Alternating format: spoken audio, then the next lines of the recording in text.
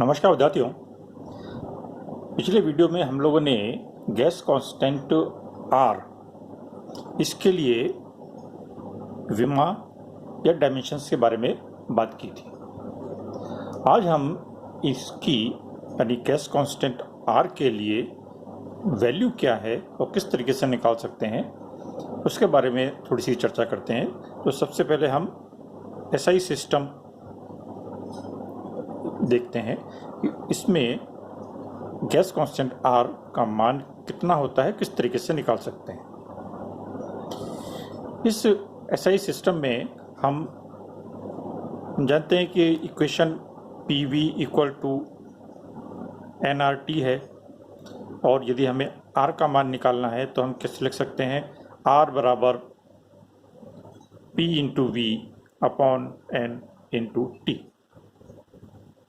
यानी pressure, volume, N और T, यदि हम इनके मान और इनकी इकाइयाँ रखें तो हमारे पास इस आर के लिए वैल्यू और यूनिट सिस्टम आ जाता है। तो एसआई सिस्टम की यदि हम बात करें, आर का मान एसआई सिस्टम में निकालना है तो हमें इस प्रेशर, वॉल्यूम, टेम्परेचर और एन, इन सब के मान भी एसआई सिस्टम में ही रखने होंगे।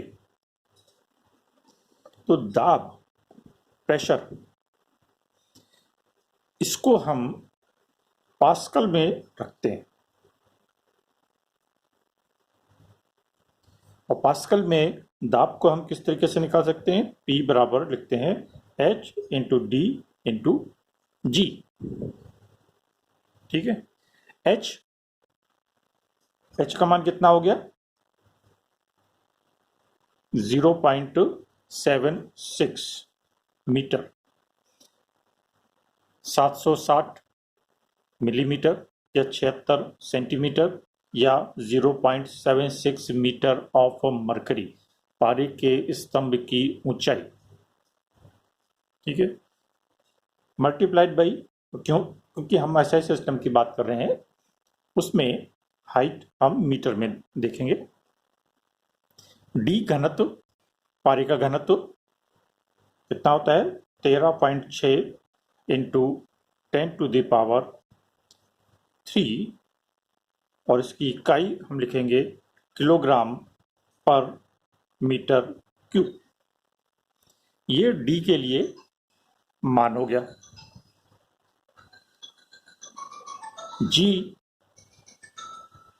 जी को हम लिखेंगे 9.81 मीटर पर सेकेंड स्क्वायर।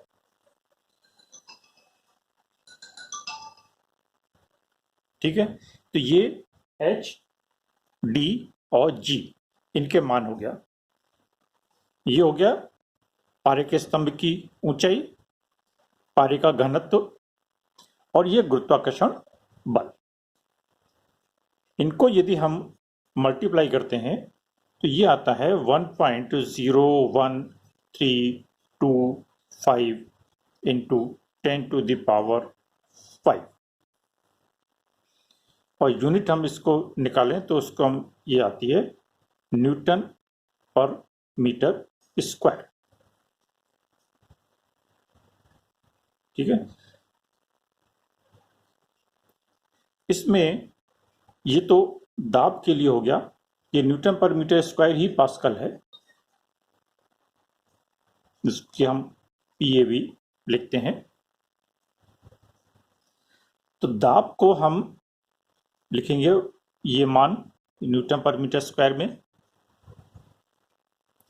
आयतन, इसको हम मीटर क्यूब में लेंगे, और ये हो जाएगा 22.4 लीटर होता है 1 मोल गैस का आयतन। इसको हम कन्वर्ट करेंगे मीटर क्यूब में, तो 22.4 into 10 to the power -3 metre cube. ये आयतन का मान एसआई यूनिट सिस्टम में हो जाएगा। इसके बाद रह गया एन और टी। टी टेम्परेचर है, टेम्परेचर को हम केल्विन में ही लेते हैं, तो ये 273.15 केल्विन हो जाएगा। और मोल की जगह पर हम ले लेंगे 1 मोल। अब यदि ये सारे मान हम ऊपर वाली इस इक्वेशन में रख देते हैं तो R का मान आ जाएगा। तो किस तरीके से लिखेंगे? R बराबर कितना हो जाएगा? प्रेशर के लिए हम लिखेंगे 1.01325, ये जो हमने मान निकाला था, इंटू 10⁵ न्यूटन पर मीटर स्क्वायर। आयतन के लिए हमने लिखा है 22.4, तो 22.4 इंटू 10⁻³ मीटर क्यूब। नीचे 1 मोल और टेम्परेचर की जगह पर 273.15 केल्विन। ये सारे हमने मान रख दिए। इसको यदि हम कैलकुलेट करें तो ये आता है 8.314। ये तो उसकी न्यूमेरिकल फिगर हो गई। यूनिट देखें तो यहाँ मीटर और मीटर क्यूब के 2 कट जाएंगे तो खाली 1 मीटर बचेगा, और न्यूटन यहाँ पर पहले से है तो 8.314 और यूनिट हमारी रह जाएगी न्यूटन मीटर। और नीचे क्या है? पर मोल पर केल्विन। तो ऐसी स्थिति में हमारे पास R का मान निकला 8.314 न्यूटन मीटर पर मोल पर केल्विन। और ये न्यूटन मीटर ही ये F इंटू एक्स मान सकते हैं, तो ये कार्य की इकाई हो गई। तो इसी को हम लिखते हैं जूल। जूल पर मोल पर केल्विन। तो ये R के लिए इकाई निकल के आती है। संख्यात्मक मान 8.314 और ये हो गया उसका यूनिट सिस्टम।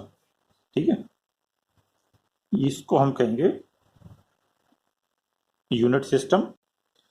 और 8.314 ये हमारे कहलाएगी न्यूमेरिकल वैल्यू,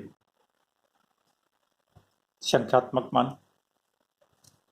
तो 2 तरीके या घुमा फिरा के कई चीज पूछी जाती है।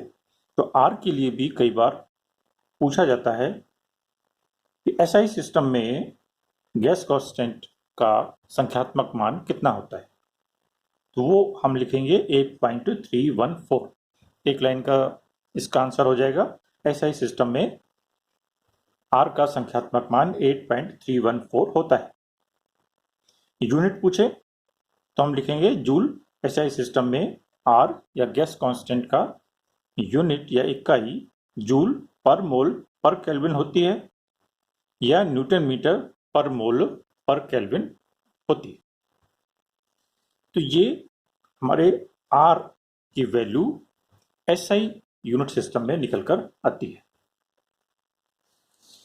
अब यहीं पर यदि हम प्रेशर को 1 एटमॉस्फेयर ले लें, 1 वायुमंडलीय दाब,